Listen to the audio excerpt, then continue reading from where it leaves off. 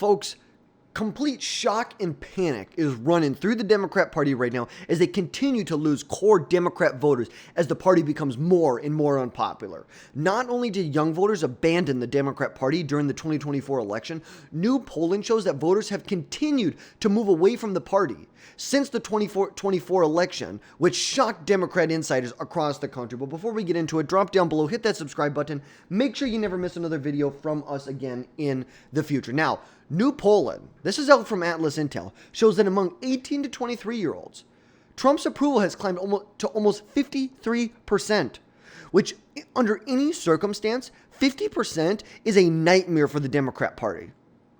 Nightmare. But here's the kicker. This is an increase since Trump was elected back in November. According to AP Votecast, Trump won about 47% support among the 18 to 29-year-old group in the 24 election, which was up 36% from the 2020 election. Now we're showing support up 6 points since November at 53% from the most highly rated pollster from the 2024 election, and you could say the 22 and 2020 election, Atlas Intel.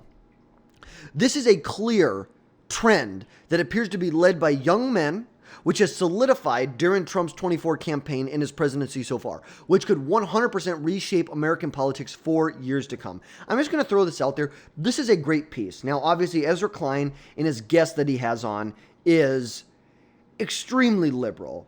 David Shore, extremely liberal. Like, these people are far left loonies. But this is a great piece. It is a transcript from a podcast that's about an hour and 20 minutes long. I listened to it last night. It is great. They go through and break down so many different pieces. It's like this page. Look how long this is. It's like this is the entire transcript here of what they're talking about. They talk about, trends from the 2016 to 2020 race and how it continued to play from 2020 to 24. So this is if you had a white liberal, 94% of white liberals voted for Clinton in 2016, 94% voted for Harris in 24. They show where are they losing their biggest constituencies? Where are they losing it? Among conservative black men, a big chunk voted for Clinton. A smaller but large chunk voted for Harris in 24. You see, she's losing support 8 points among black conservatives, 3 points among black moderates, and about a point, which isn't surprising. It could be in the margin of error there. But then you look at Hispanics and Asians. It's like they really talk about how a lot of this was driven by minority populations. That you saw conservative Hispanics no longer voting with their race, with their culture, more voting with their head. They're along ideological lines. You are not seeing all Asians vote in a certain way, all Hispanics vote in a certain way. You're seeing it much more divided among ideological lines. It's like, look at this here. Among people who consider themselves moderate, who are Hispanic, Clinton won 80% of moderate Hispanics in 2016. Harris only won 58%, down 23%. 23% down. This is I'm serious. Go listen to this. They go in depth on so many different issues here. They look at the trend of non-voters, how non-voters, people who chose not to vote in the 24 election versus the 2020 election, how they would have voted. They've got data. They back it up. Even though they're extremely liberal and they've got their little liberal biases there, it is just great data. Great data. They have a great piece down here, right here, about the age gap. Talking about the largest age gap that you're seeing in support between men and women is among really people under the age of like 30. And then once you hit 30, it kind of levels out. And then once you hit like 65, that percentage and gap drops even further, where you're seeing really continuity. You're seeing ideals that does not change based on gender lines when you get up to that 75-year-old range where people are pretty split. There is just so much here. So much here. Another one that was very interesting, showing how Trump was almost as unpopular, if not more unpopular, in 2024 than he was in 2020. But the popularity, the favorability of the Democrat that was on the ticket was much different. Now, you can make the case that Biden's presidential favorability would have been much lower than what Harris's is right here. And I totally agree. But still, this is a factor that you have to take into consideration. That maybe it's not that Donald Trump is more popular. It's maybe that Democrats have stooped even lower to the point where they're even less popular than they were previously. You know, you look at this approval rating of Joe Biden. He was underwater by 20 points. 20 points! It is ridiculous. It's like, I'm just going to leave it there. I could keep going through this. We could go one by one. And I get, why not? Why not talk about one more? This one is a great one. This is really ranking the importance of issues and then the margin of trust between Republicans or Democrats. So, for the Republicans, the issues that they ranked the highest were the cost of living. But Republicans were trusted by over 10 percentage points on the cost of living, by 15 points on the economy, 16 or 17 points on inflation. It's like you're seeing that the issues that are more important to get Democrats, that Democrats are trusted on, are like healthcare, and it's by like a couple points. And like the less important ones like climate change, the environment, abortion, it's like those are the only ones where they have like a good margin on. But the ones they're most trusted on, they're not even trusted by that big of a margin. The ones that Republicans find important are trusted by huge margins. Cost of living over 10%, the economy over 10%, inflation, taxes, government spending, national security, immigration, crime. And then when you look at this, you see cost of living, the economy, inflation, government spending. And then let's go up here. Let's look at this one more time. Now you see down here, voting rights, student debt, income inequality, race relations, climate change. You look at all those issues that Democrats rank well on. Well, now let's go look and see. This is, if voters were telling us what they cared about, do they care about cost of living more or student debt? Cost of living, LGBTQ issues. Look at this. The closest margin that you had between people choosing cost of living or immigration/border security over cost of living, 69%, it's like you had 70% choosing cost of living to 30% immigration. Everything else was above that. Everything else was basically above 80%, where you're going to see a voter choose cost of living or inflation over abortion, over the environment, over voting rights, over income inequality, over race relations. This is like direct data that shows why are the Democrats losing. Why? Because the issues that they're trusted on are just not that important to most people. The issues to everyday Americans, and this is why you could say a lot of Democrats are out of touch with day-to-day voters. This chart explains everything. This chart shows you everything you need to know here. It's like this is data that really shows where are the Democrats losing? Where have they lost ground? What is going on? A true dissection of what's going on. Very, very interesting data that they have in here. Really breaking down why do we see Democrats really failing across the board, I guess you could say. It's like that's really what this is here.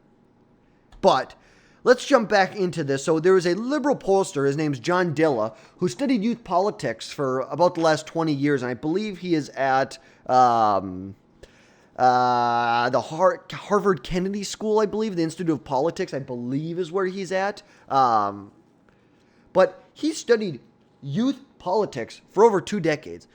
And his dissection, his analysis of this is that there is a true disconnect between the Democrat Party and how they appeal to these voters, especially when it comes to the economy.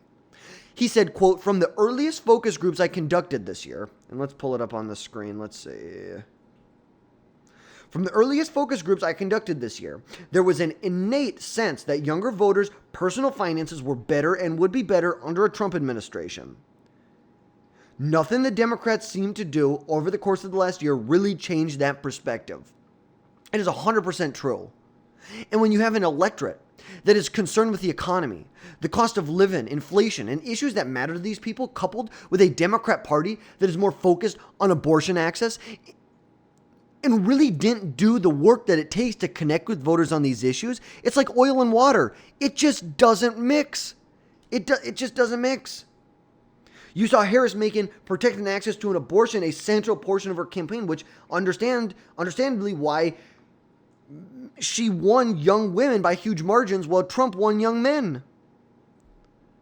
But still, even though abortion was a big central portion of her message, this election was about the economy. It was about jobs. It was about job security, and it also has to do with our society as a whole.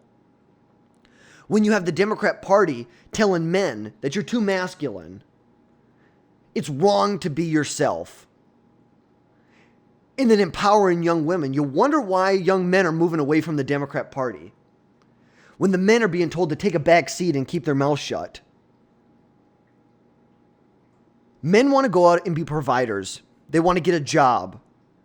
They want to have value and purpose in life. That's what young men crave, and that's what they need. They need purpose in life.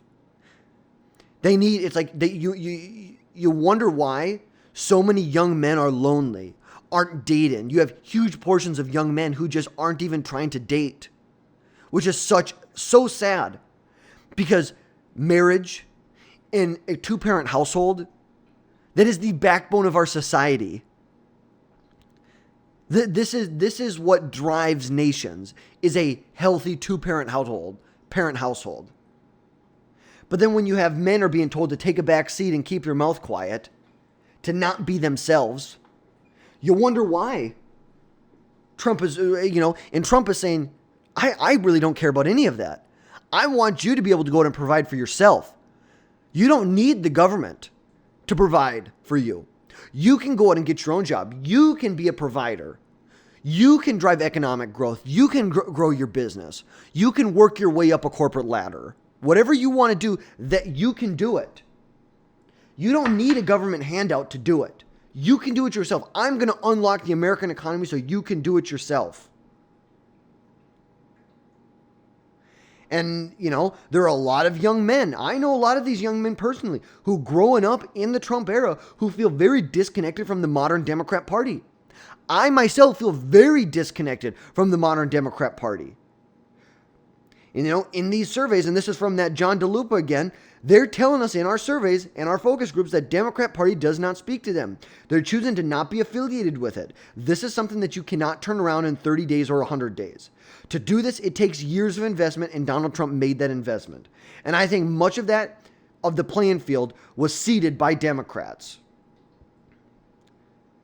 There is a huge distinction between the support for young women and young men. And there's something to be said about that. There really is something to be said about what the GOP, what Trump, what Turning Point USA, what Scott Presler was able to do. It's like this is going to be studied. And really it just shows whatever the messaging that Trump has and the Republican Party has is tailored towards young men. Young men disproportionately agree that we need to secure our southern border. They disproportionately agree that we need to send troops to our southern border to secure our border. When women do not support that. The polling shows they do not support that. Why is that? Why is it that women basically are concerned with these, I don't want to call them first world problems, but it's almost like first world problems, where men are worried about just trying to get by, pay their bills, because guess what? Egg prices in the economy affects women too, but for some reason they're still choosing to support Democrats. There is something that is going on here that is very deep, that is underlying to this overall issue here, that men are moving towards the Republican Party and women are not. They just aren't. And, we ultimately, the GOP needs to do something about, to bring women into the fold. What can we do? But ultimately, we're dealing with issues that are top of mind for voters. We're not trying to give handouts for student loans. We want to make the federal government smaller. But this is data, this is facts that should scare Democrats straight. This should make them not sleep at night, if I'm being 100% honest with you. If I was a Democrat, I don't think I could sleep at night. I generally do not think I could sleep at night. Because think about this. During Obama's landslide victory in 2008, it was a landslide victory. 18 to 29-year-olds broke for Obama by over 50 points. Compare that, look at 2018. when young voters only broke for Clinton by like 10 points. And then jumped to 2020 when Biden won the group by like 17 points. This is not just a political issue on how people vote. This is about how each party is appealing to these individual voters. You have Trump going to USC events, appearing on podcasts where the majority of viewers are young men. But not just men, like not men in general. This is young men. These are men that feel left behind by the Democrats, not understood by the Democrats, which stems from this anti-masculine messaging that the party has had. Like, let's be honest. Given the choice between a Tim Walz or a Donald Trump for a young man, the number of people who are going to favor Trump because they feel like Trump understands them and that Walz is not someone they aspire to be like. Like, who looks at Tim Walz and like, yeah, that's what I want to be like. I want to be number 2 in control. I want to be the beta male in the room.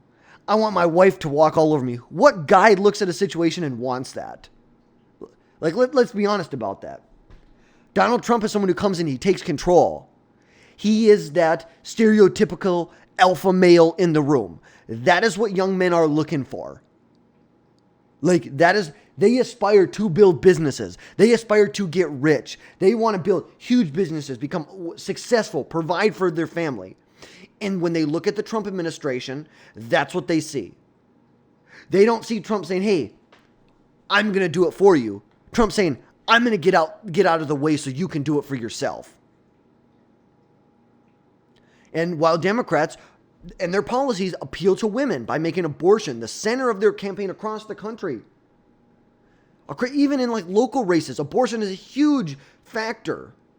And recent polling shows that Democrats want the party to fight Donald Trump at every turn for the next 4 years. Insider Democrat polling want the Democrats to fight Donald Trump at every turn. So, but is that really a winning message to fight Trump at every turn?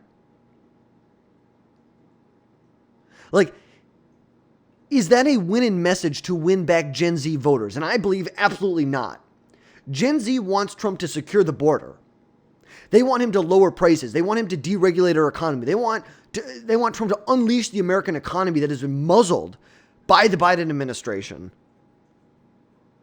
Like, that's what voters want. That's what Gen Z voters want. They want to have the same opportunities to have home ownership, to grow families, to build families as their parents did. And that's what Trump can do for them.